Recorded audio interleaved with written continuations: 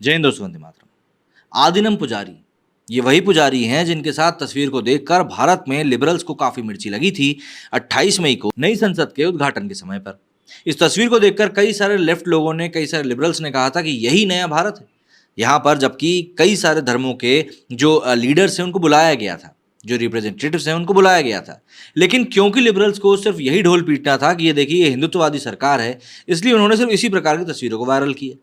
जबकि पहुंचे वहां पर सभी धर्म के लोग थे, हिंदू, मुस्लिम, सिख, ईसाई, सभी के रिप्रेजेंटेटिव वहां पर मौजूद थे। अब जब बात इतनी हो ही रही है तो हम इन अधिनियम के बारे में जान भी लेते हैं। दरअसल इन्हीं में से एक ने, जिन्होंने कि संगोल सौंपा था प्रधानमंत्री मोदी को, उन्होंने ये भी कहा था कि 2024 में भी मोदी जी ही प्रधानमंत्री बनेंगे। क्या कुछ हुआ है, क्या है इनका इतिहास, वही जानने की कोशिश हम लोग आज के इस वीडियो में करने वाले हैं। दरअसल रविवार को नए संसद भवन का उद्घाटन हुआ। नए संसद के उद्घाटन में प्रधानमंत्री नरेंद्र मोदी ने न सिर्फ पवित्र सेंगोल स्थापित किया, बल्कि कुरान के सूरह रहमान की भी तिलावत करा के नए संसद भवन का श्री गणेश करवाया। इस तरह से पूरे भारत के लिए रविवार 28 मई का दिन एक ऐतिहासिक क्षण बन गया। लेकिन फिर भी ये प्रक्रिया राजनीतिक विवाद से अछूती नहीं रही। बीजेपी सरकार पर ब्राह्मणवाद को बढ़ावा देने के आरोप तक लगाए गए। विवाद की मुख्य वजह आदिनम पुजारी थे। दरअसल यूपी की मुख्य विपक्षी दल समाजवादी पार्टी के महासचिव स्वामी प्रसाद मौर्य ने सेंगोल की स्थापना को लेकर एक बहुत ही विवादित बयान दिया। उनका दावा था कि नए संसद भवन में सेंगोल की स्थापना के लिए सिर्फ रूढ़िवादी ब्राह्मण गुरुओं को ही बुलाया गया था। समाजवादी पार्टी के अलावा नए संसद भवन के उद्घाटन समारोह का बॉयकॉट विपक्षी पार्टियों ने भी किया था। करीब 20 विपक्षी दलों ने पहले ही खुद को इस कार्यक्रम से दूर रहने की बात कह दी थी। समाजवादी पार्टी के सवाल पर बीजेपी के मुख्य प्रवक्ता अनिल बलूनी ने जवाब दिया। उन्होंने कहा कि आरोप लगाने से पहले ठीक से होमवर्क तक नहीं किया इन लोगों ने। बीजेपी नेता ने कहा कि आदिनम को जो समुदाय चलाते हैं वे पिछड़ी जाति और अन्य पिछड़ी जाति मतलब कि ओबीसी की श्रेणियों में ही आते हैं। तमिल साहित्य का उनका एक गौरवशाली इतिहास रहा है। आदिनम भगवान शिव के उपासक हैं। ऐसी टिप्पणियां करना इन पवित्र आदिनमों और हिंदू धर्म की विविधता का बड़ा अपमान है। ऐसे में सवाल ये उठता है कि आखिर ये आदिनम है कौन? तो आदिनम का मतलब एक मठ या एक मठ के पुजारी हो सकते हैं। तमिलनाडु में आदिनम संत गैर ब्राह्मण शैव मठों में रहने वाले लोग हैं। तमिलनाडु में लगभग 20 प्रमुख आदिनम हैं। आदिनम पुजारी ब्राह्मण नहीं होते। हर आदिनम की जाति अलग होती है, उनकी क्षेत्रीय विशेषता भी अलग अलग होती है। पेरूर और सिरूर के आदिनम पश्चिमी तमिलनाडु में बड़ी संख्या में पाए जाते हैं। ये जाति से गोंडार होते हैं। वहीं तिरुवतुरई और मदुरई मुदलियार समाज से आते हैं। तमिलनाडु के चट्टीनाड़ इलाके में कुंद्राकुडी आदिनम ज़्यादा पाए जाते हैं। इनकी अगुवाई चट्टियार करते हैं। प्रत्येक आदिनम के अपने इतिहास के बारे में अलग अलग दावे हैं। चोल, चेरा और पांड्या प्रमुख आदिनमों को संरक्षण देते हैं। मदुरई आदिनम का कहना है कि उनका इतिहास 1300 साल पुराना है। एक लंबे समय से आदिनम शैव दर्शन और तमिल साहित्य को बढ़ावा देते आए हैं। पिछली कुछ सदियों से इन्हीं पुजारियों की मदद से दुर्लभ ताड़ के पत्तों की पांडुलिपियों का पता लगाया जा सका है। तिरुवदुथुरई, कुंद्राकुडी और धारुमापुरम आदि नामों ने यूवे, स्वामीनाथ अय्यर जैसे तमिल विद्वानों को ताड़ के पत्तों की पांडुलिपियों को पुनर्स्थापित करने के लिए नियुक्त किया। सांस्कृतिक परंपरा को बढ़ावा देने के अलावा कई अति प्राचीन मंदिरों का संचालन अभी भी आदिनमों के ही हाथ में है। आदिनम या आधिनाकार्थ बनने के लिए दशकों की कठोर गुरुकुल शिक्षा, तमिल भक्ति साहित्य और सेवारत प्रमुखों की सेवा करनी होती है। भिक्षु भंडारम के रूप में अपनी शुरुआत करते हैं। इसके बाद थंबुरान और मुख्य थंबुरान के तौर पर नामित होते हैं। शासक संत आमतौर पर अपने प्रमुख शिष्यों में से किसी एक को अपना उत्तराधिकारी चुनते हैं। आदिनम अपने क्षेत्रों के धार्मिक और सांस्कृतिक मामलों में सक्रिय और प्रभावशाली हैं। वे आमतौर पर अपने राजनीतिक विचारों पर बात नहीं करते, ना ही कोई राय रखते हैं।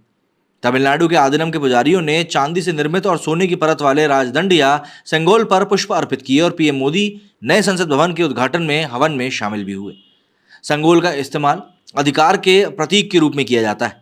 अमित शाह के मुताबिक देश के पहले प्रधानमंत्री पंडित जवाहरलाल नेहरू ने संगोल का अंग्रेजों से भारत को सत्ता हस्तांतरण के प्रतीक के तौर पर स्वीकार किया था। दक्षिण भारतीय राजा जिस संगोल का इस्तेमाल करते थे वो कार्यात्मक रूप से बहुत महत्वपूर्ण माना जाता था। अगर हम गोल्डन संगोल के इतिहास की बात करें तो पहली बार देश की आज़ादी के मौके पर 1947 में 5 फुट के सोने के संगोल को सी राजगोपालाचारी के मार्गदर्शन में तत्कालीन मद्रास के एक जौहरी वुमिदी बंगारू चेट्टी ने तैयार किया था। इस राजदंड को सबसे पहले तमिलनाडु के गैर ब्राह्मण शैवायत मठ थिरुवादुथुरई आदिनाम के एक पुजारी ने लॉर्ड माउंटबेटन को सौंपा था। बाद में इसे वापस ले लिया गया और गंगाजल से शुद्ध किया गया। इसे वापस पाने के बाद नेहरू ने 14 अगस्त 1947 को मध्यरात्रि से कुछ मिनट पहले ही डॉक्टर राजेंद्र प्रसाद सहित कई नेताओं की मौजूदगी में स्वतंत्रता के प्रतीक को और सत्ता पर काबिज होने के संदेश के रूप में इसको स्वीकार भी किया था। आज़ादी और सत्ता पर काबिज होने के इस जश्न को चोल शैली के आधार पर मनाया गया। इस मौके पर एक खास गीत भी गाया गया।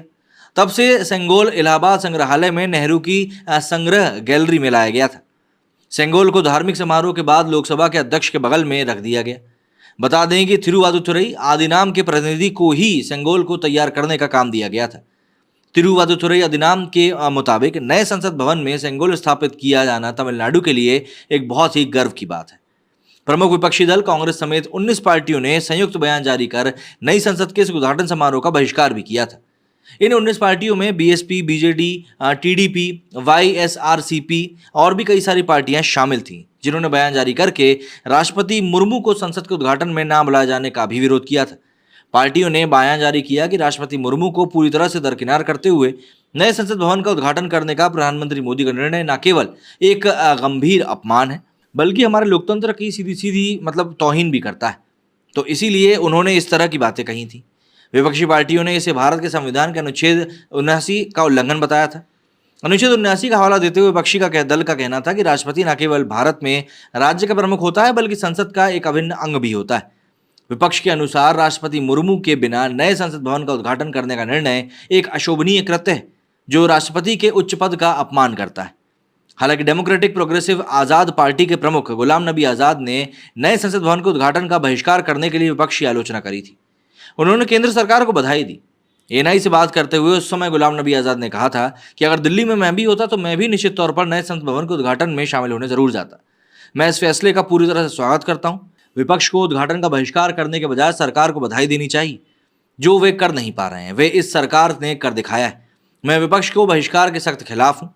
गुलाम नबी आज़ाद ने इस फैसले को बहुत ज़रूरी बताया और कहा कि वे भी संसदीय कार्य मंत्री के रूप में अपने कार्यकाल के दौरान एक नया संसद भवन चाहते थे। 23 साल पहले हमने ये सपना देखा था।